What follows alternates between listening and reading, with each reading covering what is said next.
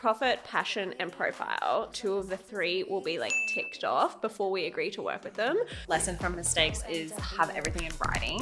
And I wanted to ask you how you both stay on top of trends. We literally didn't even have 0.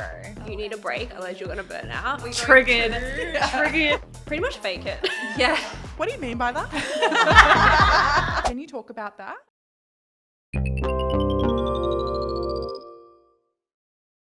Welcome back to the Lucky Boy Agency podcast. This is the podcast where we chat with creatives about navigating the highs and lows of the industry. I'm joined today by Abby and Lou, who are the co-founders of By Ablo, a social media and content creation agency based in Brisbane who offer end-to-end social media management, strategy development, copywriting, photography, email marketing, and all things in between. These girls are absolutely killing it in the content creation and organic content marketing space and have a lot of great advice on how to build a brand that truly resonates, attract the right audience through authentic marketing, and navigate the ever-changing landscape of social media with confidence and creativity.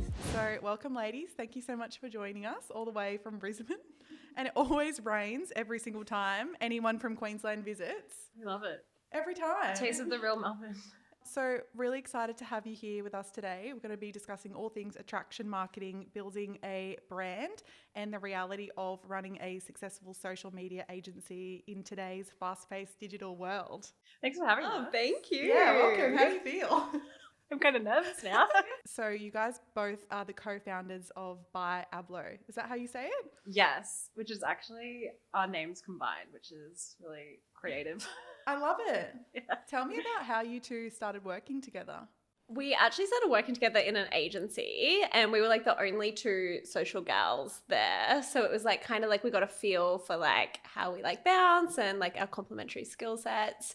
So I guess we were just kind of like, oh yeah, we've like, it's tried and tested. So when we decided to take the leap, it wasn't like as daunting. Whereas everyone thinks we were friends first and then got into business and they're like, how are you guys like friends? Yeah, not killed each other. We're like, we tested it first on someone else's dime and then we did it ourselves. Yeah, you felt like you worked well together. Yeah, like our skill sets are so complementary, so it like works well, but then it's like good enough to bounce ideas. Yeah, I love that. So it's obviously one thing to be super good at what you do, but then running a business, starting a business is a whole other thing, right? Can you talk to me about some of the challenges so far since starting By Ablo? Where do we start? I know, I feel that.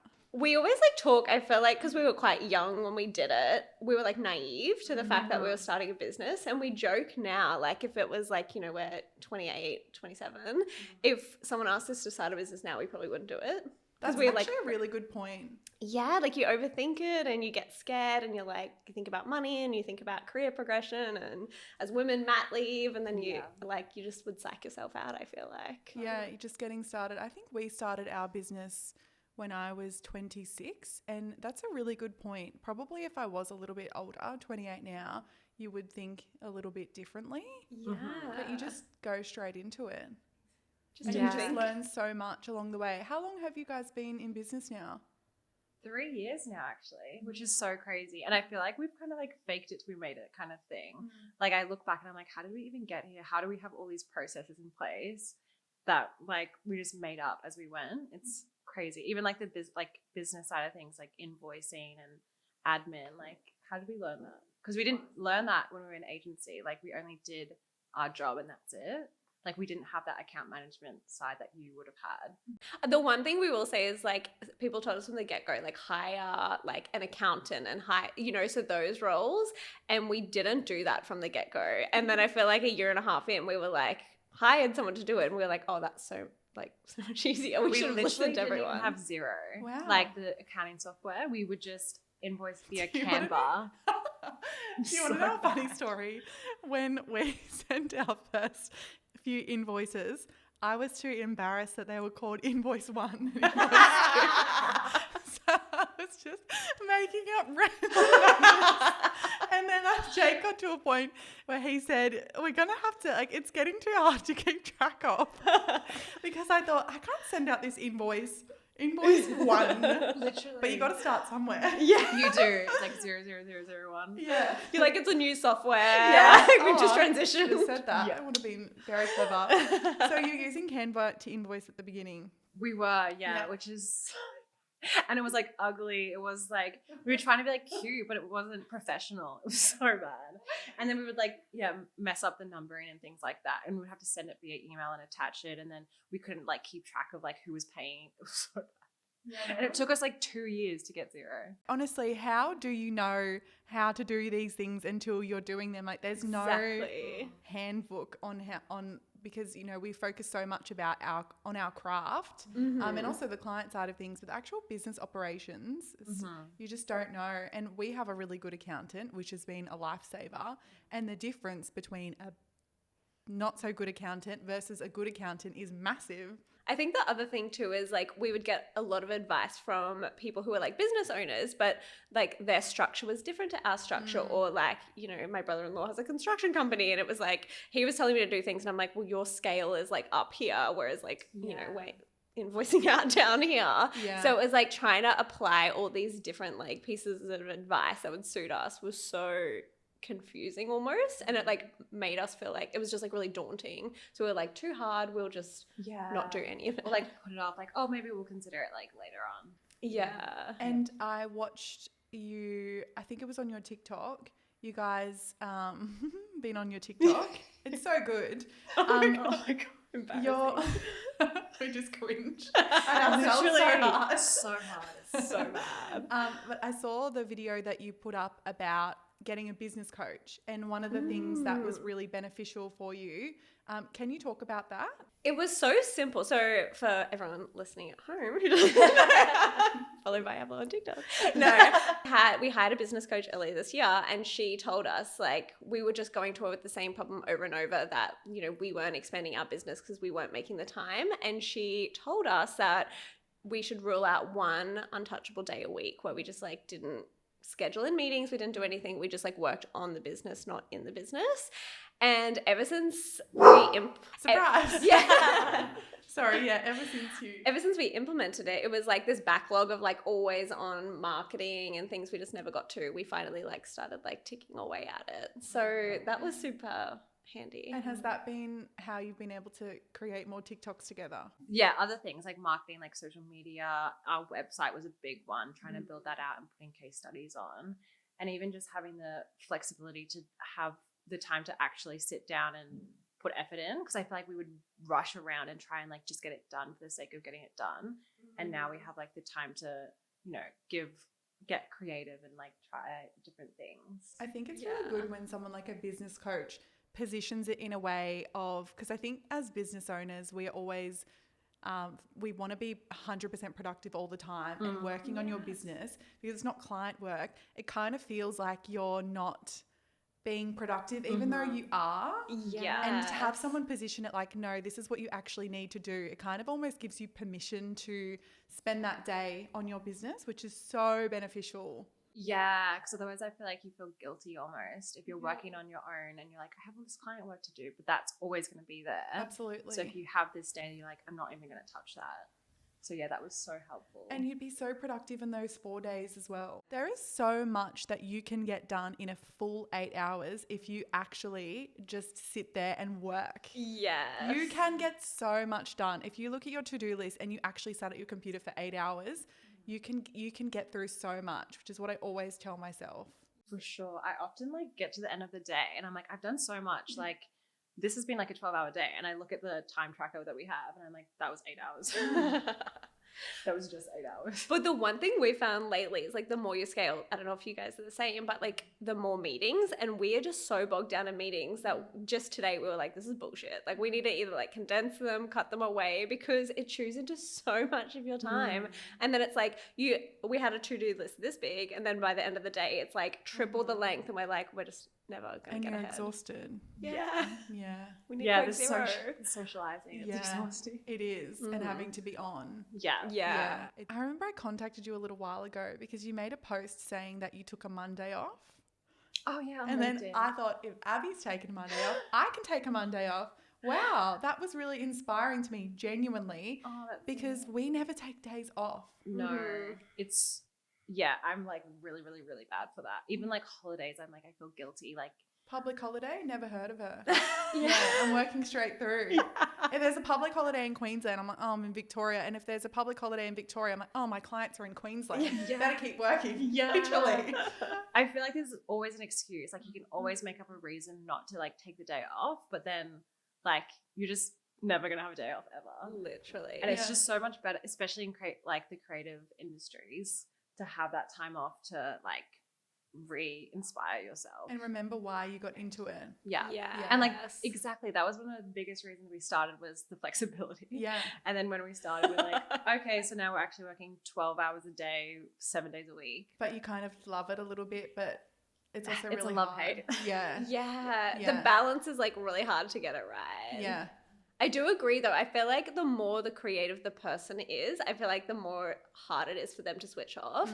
So like, as Abby said, I feel like she struggles a lot with, like, I bully her into taking leave, and like, or she went to Bali recently and I'm like, your laptop is not going with you. Like, it's like, you have to be like the mum to be like, you need a break, otherwise you're going to burn out. That's so because I good. know you'll burn out.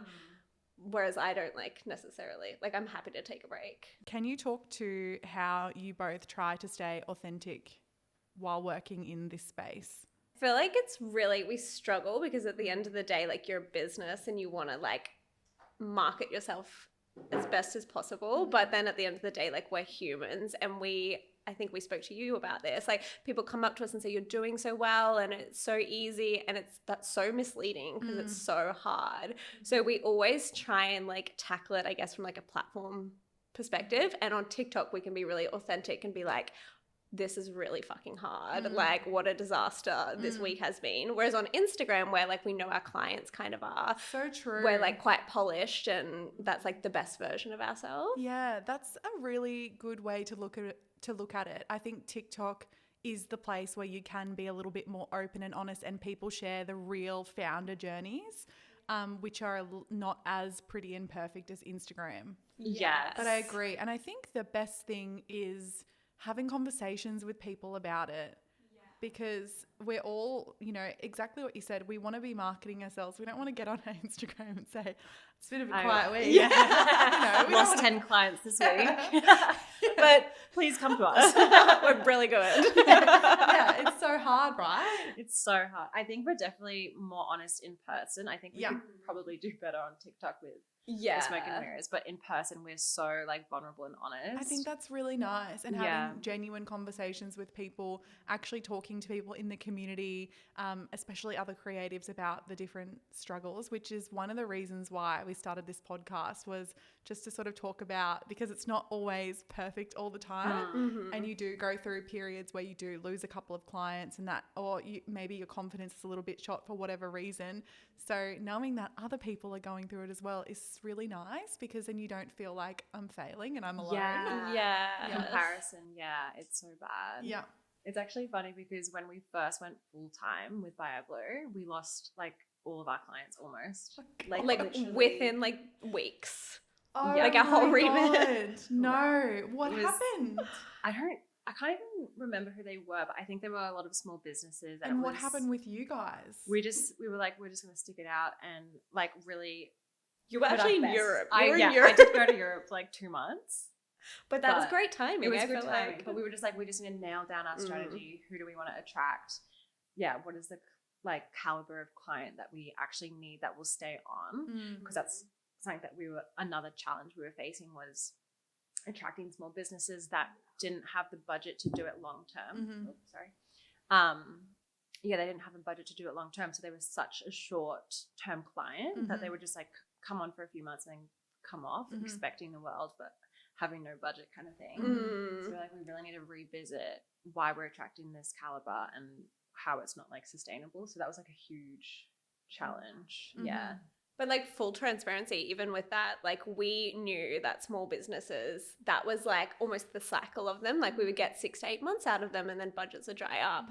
and we knew it. And every time a small business would reach out to us, we would still take them on board, even though we knew long term up for our business strategy, it wasn't going to work. But we were just doing like the short term, like we needed the money, we needed to keep the lights on. So it's so interesting that like we knew it probably wasn't in our best interest, but we like continued to like not break the cycle, for a lack of a better term, because because it's so hard to say no when someone wants to give you money. Yeah. Okay, what do you want me to do? Yeah. It's tricky. Yeah, definitely. I think that's where we came up with that idea of like attraction marketing. We were like, we have the time now to really like, who do we want to attract? Let's do photo shoots. Let's do graphic designs that attract that kind of clients. We would do like product shoots because we wanted product clients and that kind of thing.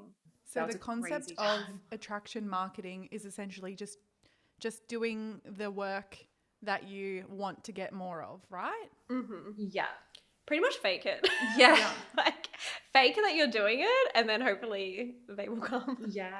I think it's a really good strategy, especially if you have the time, because it shows people what you can do. Yeah. And it makes them feel confident in you. Because obviously if people that come to us through word of mouth referrals, they want to work with us because they know us. But people that are finding you through your social media and they don't already know you, they just want to see check that you can do what they need you to do. So attraction marketing is very, very clever. If there's anyone who wants to maybe start, I guess, scaling and getting work from a different caliber of clients they haven't worked with before, attraction marketing is the way to do that. And is there any advice that you would give for someone starting out?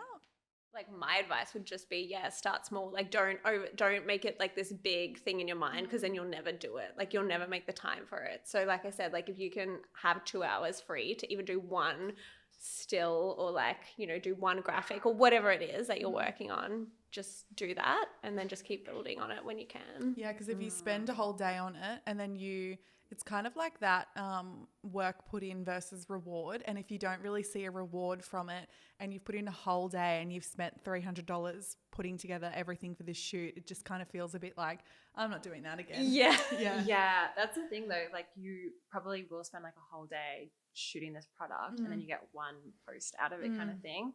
But I definitely think it's a long-term game, which I know is like so hard. And it's like that we've like struggled with, like, oh, surely we'll make it now because we were like 3 years in, but it's like it's taken 3 years to get to this point. Yes. So I feel like for some people it works in like a year and they like take off, and then some people you just have to like outlast and keep going. Yeah.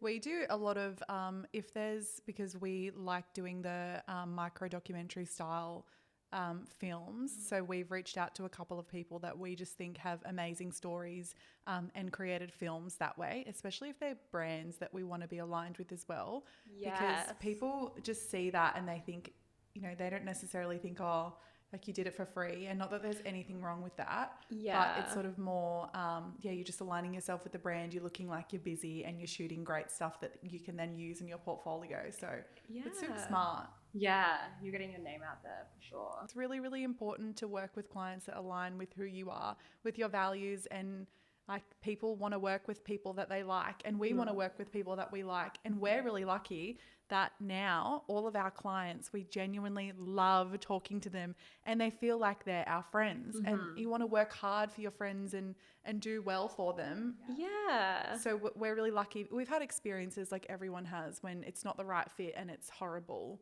Yeah. And talking to the client feels, you feel nervous and it's horrible. It's not nice. It's not why we got into business. Yeah. Yeah. I think that was like one of the biggest reasons why we went on our own as well, because like in agency, we had no control or say over like who the client was, or if they did treat us in a certain way and we didn't like it, we couldn't say anything. We just had to like deal with it. Would you say that in agencies, this is speaking very generally, but in agencies, the attitude towards clients is like, oh, the client this, the client that, they're such a bad person. They don't know what they're talking about. That's kind of the energy versus us when we love them. I think 100%. Like it was like us versus them kind of thing. Yeah. Whereas we're like texting our clients like, oh my God, I'm watching that TV show you recommended to us. Yeah. And I sometimes pull myself up because one time I have this one client who we've worked with for over a year, and I kid you not, we met through work and we say, love you on the phone. Because I love it. that. She was, Because I and love to be fair, Because I do. Shout out. to be fair, she said it first. Oh, And that You was like- wanted to though. I wanted I was feeling it for a while, but she said it. I was I'm feeling so it. relieved. I was feeling it for a while. I'm like, what? Oh, that's so But nice. she said it, love you. And now we don't say it every time. Like, you know, we're cool about it. Don't be But too playing clingy it cool. about it. she will Yeah. say, love you, girl. And I'll say, love you. Or in Aw. person, it's a hug, it's love you. And how nice is that? Imagine that. Yeah. And I pull myself up, I think, I mean, there's two sides to it. It's sort of like they will want to continue to work with us because of that beautiful relationship, which is mutually beneficial. We do so well for them and they want to stay with us. But then also some people, and you know, it's probably something to reflect on whether it's a good thing or a bad thing. But some people may say, don't get that close with someone. Yeah. Keep Yeah. it professional. And I don't think saying love you to someone is professional. However, I do think it's nice. I don't know. I think it's fine. I think it's like... You're like thinking about it now. Like, oh my God. It's fine, right? What do you guys think? Tell me, validate me. Yeah, I think it's a bit funny when you think about it. But it's also just nice, and it's just it's kind of just who I am. Like I tell people I love them all the time. I think it's like a read on the person though. Like it's like there's certain clients that you just have different dynamics with because of their personality. Yeah. So you're not gonna like probably say love you to like a stiffer corporate. I mean, No. you might, but you Yeah, know. Give me time. Give me time. Yeah. Is that a challenge? But yeah, I feel like it's just like, again, we're humans. Like you're just going to read these people and then take it from there. Yeah. I don't know. Yeah, and if you've been working together so long, you've got a beautiful relationship. Why not? Just tell your clients you love them. Love that. Or love don't. that. I don't know. I don't know if that's great advice. But yeah, no, definitely lucky to have some very beautiful clients that, we have all of our clients are so lovely. And like it is at the end of the day not that serious. Like if there is like a blunder, we always say, like we used to say in like PR agency, it's PR, not ER. Like it's not Totally. that serious. If you It's make a not little that serious. mistake, Yeah. it's not. No one's gonna die. Absolutely. Got the wrong hashtag in there. Yeah. Yeah. Yeah. Yeah. Yeah. And some like I remember in agency life, like some clients would go crazy over like a tiny mistake. Yeah. And then you would be like, oh my God, I'm gonna lose my job. Like, Do you think that's because they're in a position where they're looking for something because it's very us against yeah. them? It's not, it's because that relationship is not there. Yeah. They're going to go crazy over something small instead of contacting you and being like, hey. Yeah. I feel like that's why agencies have such a bad rap at the moment, Mhm. or like in the last few years, because they just don't care. They're like just all about the money. The more clients, the better. We don't care if you're working like 12-hour days, get it done. Don't do more than what you should. Don't over-service. Like the word over-servicing used to do my head in. So true. But it's we're like- over-servicing this client. It's like, just did an ad hoc social media post for them. It's all good. Yeah, It took me like- 20 minutes. It's all good. Yeah. Yeah. It's kind of nice for the relationship. Exactly. Yeah. I don't know. Like we sometimes go. Over-servicing, yeah. Yeah. We're like, are we going Triggered. to? Triggered. I mean, there's definitely a limit. Like we've had some clients who text us and we need to like set a boundary. Like you don't just communicate with us at 10 p.m. at night when it suits you. So that's been kind of tricky to navigate. But again, I feel like you pick up and you read the client pretty quick into the relationship. How do you go about setting those boundaries? Because I've, had to do the same, but I would say I do it gently in the way that if I get a message after hours, I would just typically not respond to it until business hours.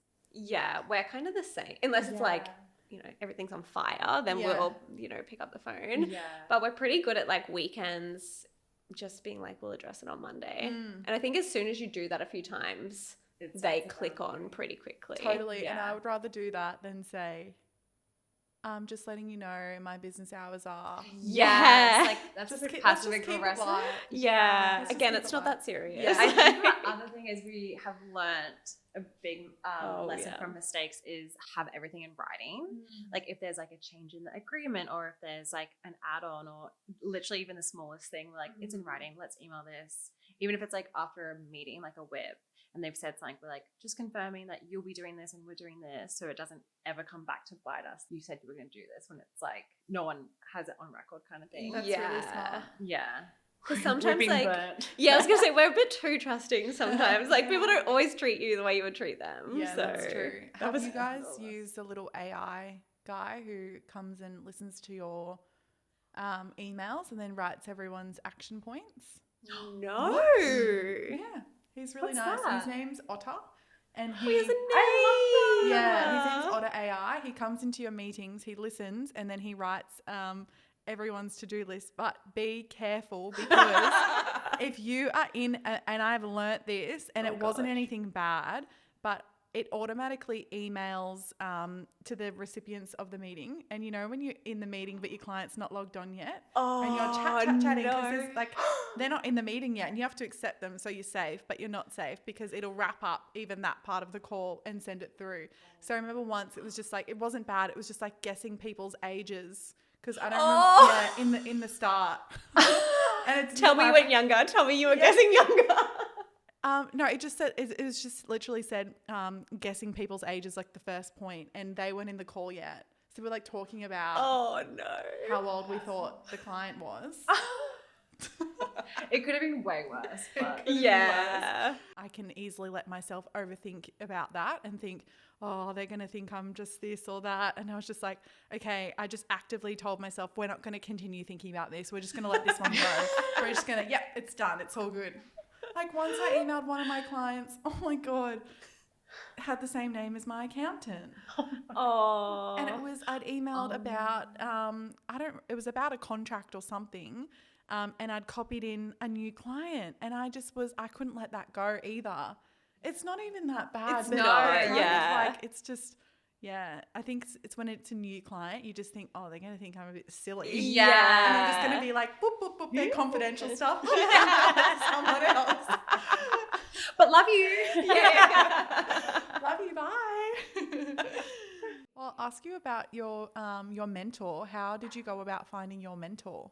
My brother actually built our mentor's house, and he was like, he's like my ultimate like hype man. So if there's anyone like in marketing or anything, he'll call me and be like, you must know her. And I'm like, there's like 1,000 marketers out there. Oh, I love that. But she like runs a really, really successful business down in Byron, and she just had like a really good relationship with my brother because he was at her house all the time.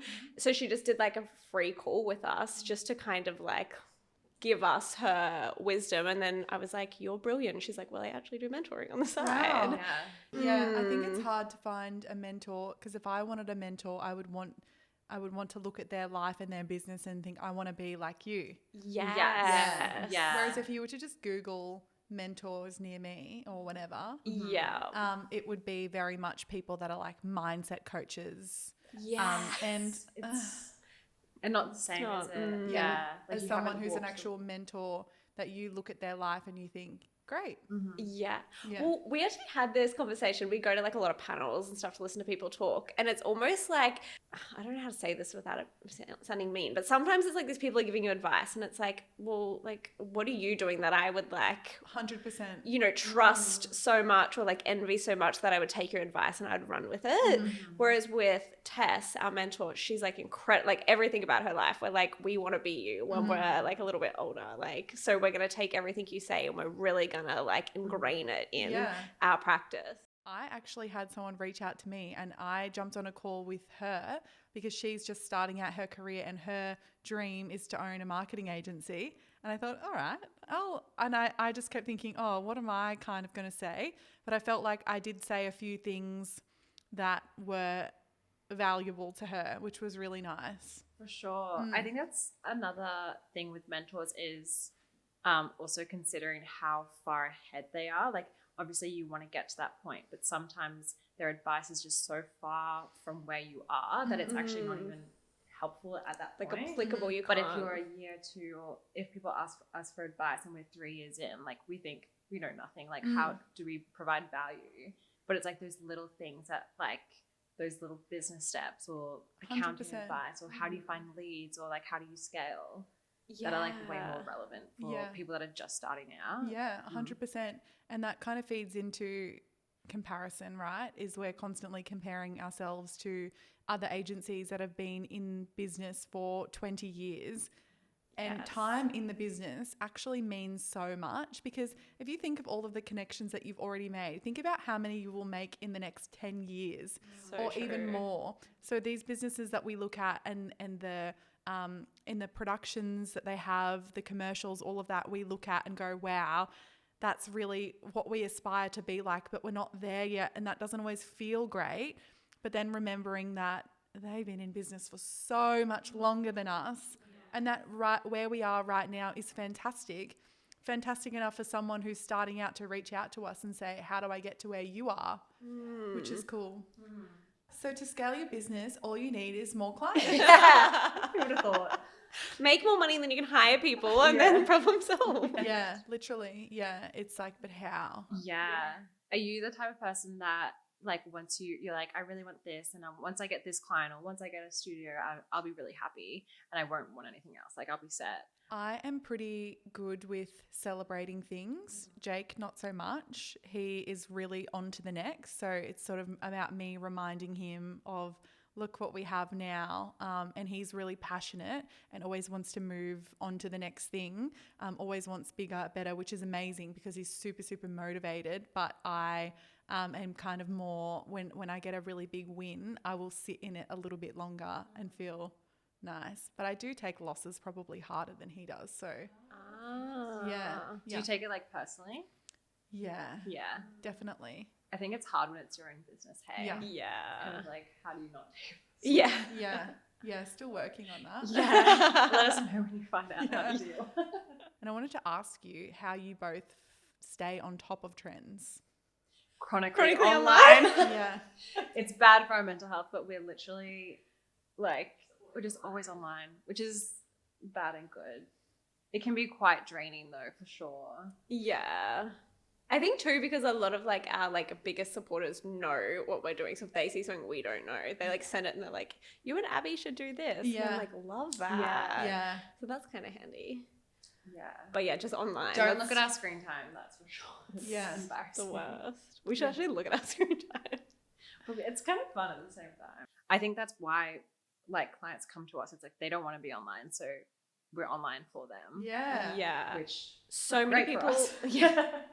So many people are like, I don't have TikTok. I don't want TikTok. Like they know it's a trap, and they're like, I have no. But they're like so high up in these companies, and they're like, I need to know to some degree like what's going on. Yeah. So I think there's also like a level of accountability as well. Like I think a lot of people probably know what to do, but they just like, it's too hard. Like I don't want to think about it. Like, yeah, they just need someone to be like, this is what you need to do and have that confidence. Sometimes we need that with ourselves. yeah, too. we need to hire a social media manager for ourselves. Oh yeah, someone to just tell you do this. Yeah. This is when it's due. You'd be like, all right. Yeah. Like TikTok, we're like, this is so cringe. Is this gonna like even work?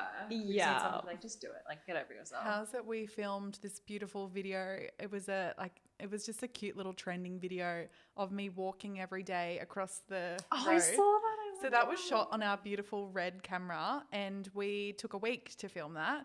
And then I created a funny little video with a TikTok trend about my love of Biscoff, which yes. today is actually day one of me not having any Biscoff because I actually cannot get it under control. I've never had this with a food before where I am really can't stop eating it. So today's day one. Day one. How you doing? Yeah, I'm doing okay. Thank you for asking. You're like, yeah, scratchy. Yeah, I'm gonna have withdrawals. It's so bad. I've never been like this with a food until What do you have it with? Like I have it in my spread? oats. Oh my god, Oh, yum. yum. See? Or just a little delicious. drizzle of no harm. No, but it's not. It's a pasta. I'm getting through those jars quicker than I'd like to talk about. So today's day one. But that video I made on my TikTok of me with that trend of do you ever get that itch and put it to the photo of the Biscoff.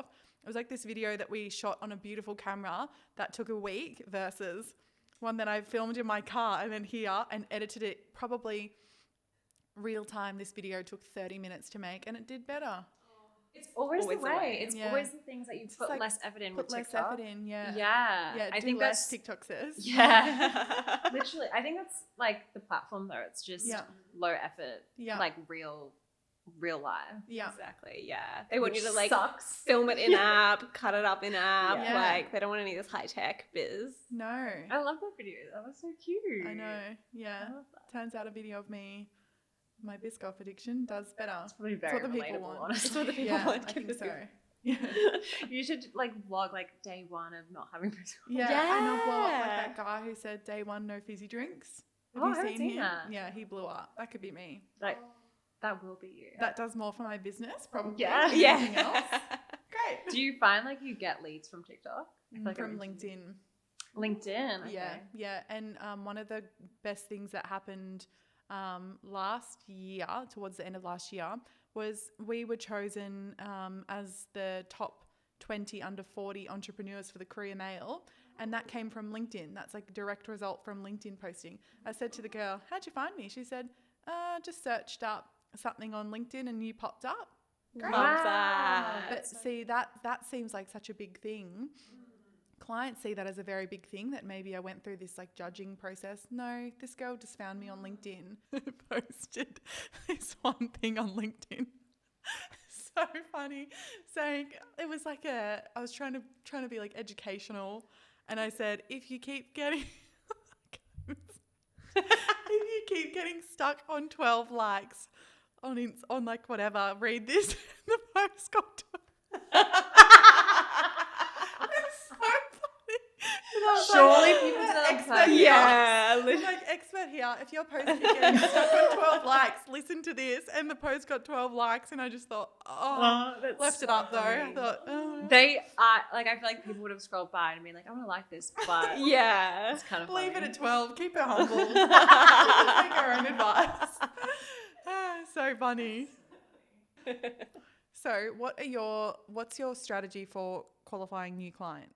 We actually have a really good strategy that our mentor gave us, and it's the 3 Ps, because we always struggled with, I think like as a small business, like the idea of like leaving money on the table, always having to like jump on any new leads. But it's essentially 3 Ps: profit, passion, and profile. So we have to have like a rule of thumb that 2 of the 3 will be like ticked off before we agree to work with them. So sometimes that means they really align with you. So that's passion, and it's a really good for your profile. So it might be like, you know, we might want to go into the drink space and they're a drinks brand. So they're ticking off those things, but they have a really low budget. Because at the end of the day, like, how often do we get clients that tick every single box? Like, you know, they're like the blue whales out there. So yeah, it's kind of like changed our mentality when it comes to like vetting clients and making sure like we're always going to get something out of it as well. I think especially with the profile, it's like the long-term game again. Like you're not using them, but they're an opportunity to build your portfolio in that area and then hopefully attract more of that hit, like tick maybe 3 of the boxes. Yeah, exactly. Yeah. Ideally. Well, thank you so much. Thank It's you. been so fun. We've Been had so laughing a much lot. fun. I know, so much laughing. Thank you so much for listening. Hit the subscribe button if you want to listen to more.